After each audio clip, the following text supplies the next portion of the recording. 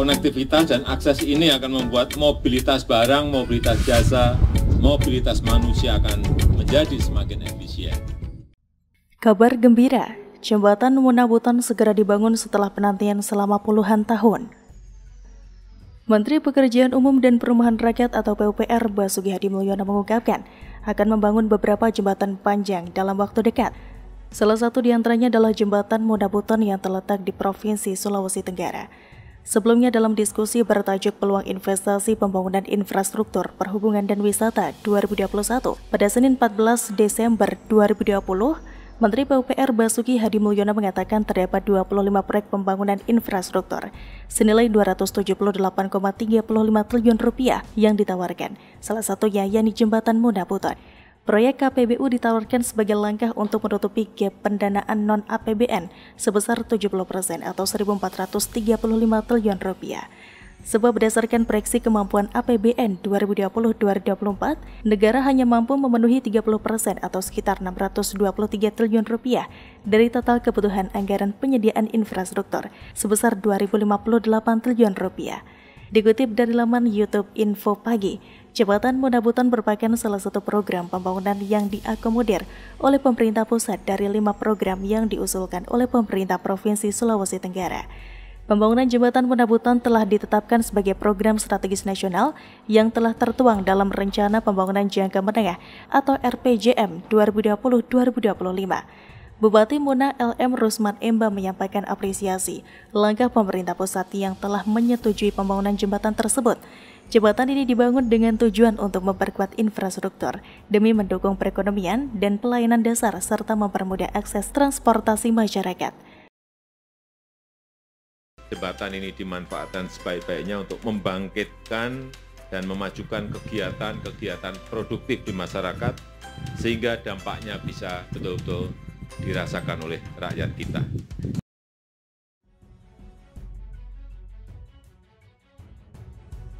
Menurut Rusman, pembangunan jembatan penghubung antar kabupaten itu tidak terlepas dari dukungan Wakil Ketua Komisi 5 DPR RI Ridwan Bai. Oleh karena itu, Rusman sangat berterima kasih kepada Ridwan yang getol memperjuangkan pembangunan jembatan Munabuton. Pembangunan jembatan penghubung Pulau Muna dan Pulau Buton direncanakan memiliki panjang bentang sekitar 1,18 km dengan lebar 20 meter.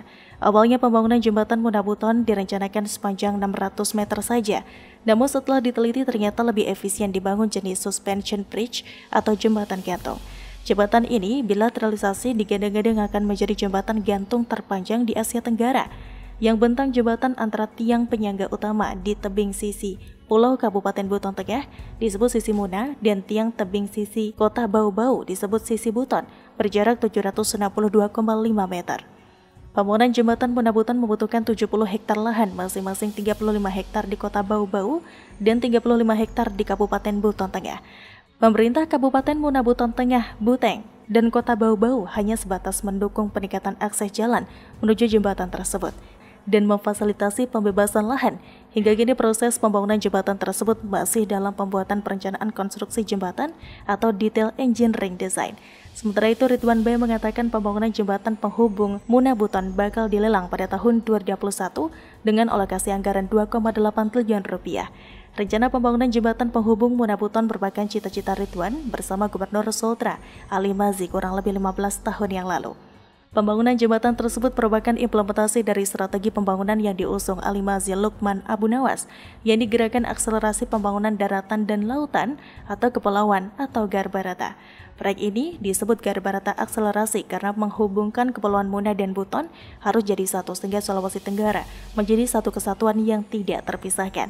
Kepala Badan Perencanaan dan Pembangunan Daerah atau Bapeda Kota Bau-Bau, Abdul Rahim mengatakan bahwa pemerintah Kota Bau-Bau sebagai salah satu daerah yang menjadi wilayah pembangunan jembatan Munabuton terus mendorong percepatan realisasi rencana tersebut. Pemkot Bau-Bau juga telah menunjukkan keseriusannya dalam mendukung pembangunan jembatan ini. Terbukti dengan Pemkot Bau-Bau telah mengalokasikan anggaran sebesar Rp1 miliar untuk pembebasan lahan warga di Kelurahan Palabusa, Kecamatan Lea-Lea.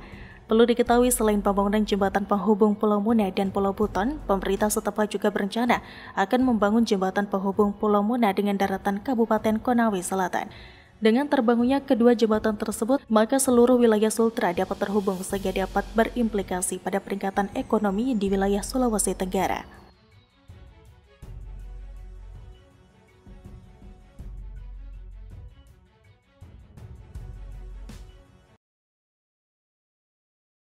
Negara kita, Indonesia, memiliki cadangan tembaga yang sangat besar. Masuk dalam kategori 7 negara yang memiliki cadangan tembaga terbesar di dunia. Potensi yang sangat besar ini harus kita manfaatkan sebaik-baiknya untuk kemakmuran rakyat.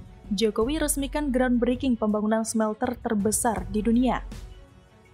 PT Freeport Indonesia telah memantapkan rencananya untuk membangun smelter pengolahan tembaga di kawasan ekonomi khusus atau KEK JIIPE, Gresik, Jawa Timur dengan masa kontrak selama 80 tahun. Sejalan dengan hal itu, Presiden Joko Widodo meresmikan peletakan batu pertama atau groundbreaking pembangunan smelter PT Freeport Indonesia di kawasan ekonomi khusus atau KEK Gresik, Provinsi Jawa Timur pada Selasa 12 Oktober 2021. Dilihat dari video Sekretariat Presiden Joko Widodo tiba di Provinsi Jawa Timur untuk melakukan kunjungan kerja pada hari ini Selasa 12 Oktober 2021.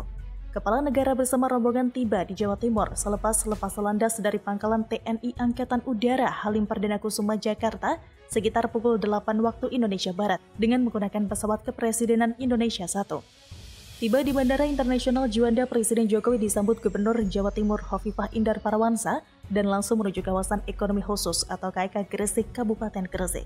Dalam peresmian pembangunan pabrik smelter tersebut, Presiden Jokowi ditemani oleh Menteri BUMN Erick Thohir, Menko Bidang Perekonomian Erlangga Hartarto, Menteri ESDM Arifin Tasrif, Menteri Perindustrian Agus Gumiwang Kartasasmita, Seskap Pramono Anung, dan Gubernur Jawa Timur Hovifah Indar Parawansa.